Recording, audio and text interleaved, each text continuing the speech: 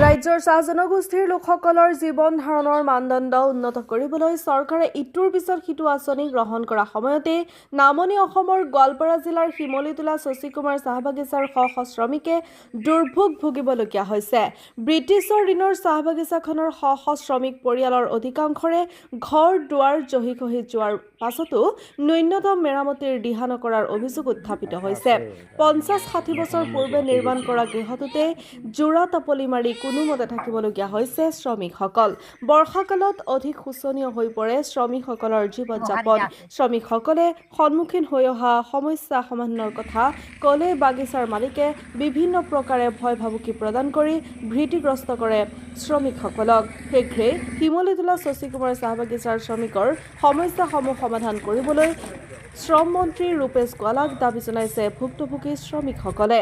News x report MT news.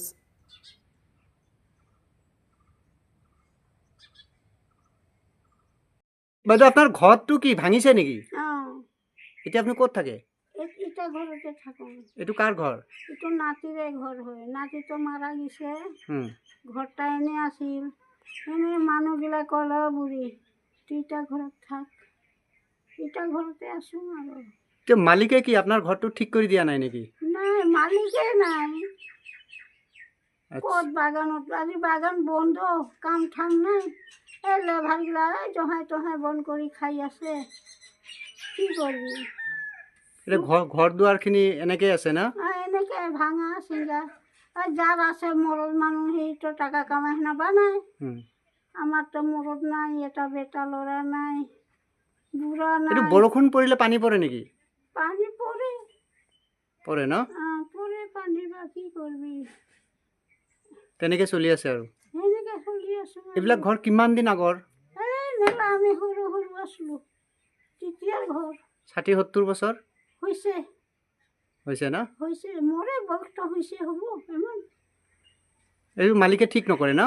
নকৰে, মালিকে নাই। মালিক পলাইছে বাগানটা এৰি।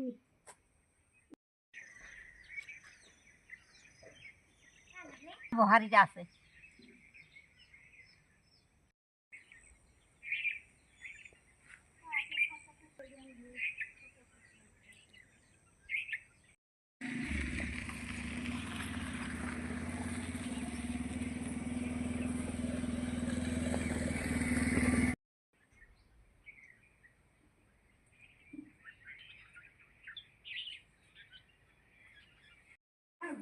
আশা আছে তাৰমানে সেইদিনাখনো মই গুৱাহাটী গৈছিলোঁ।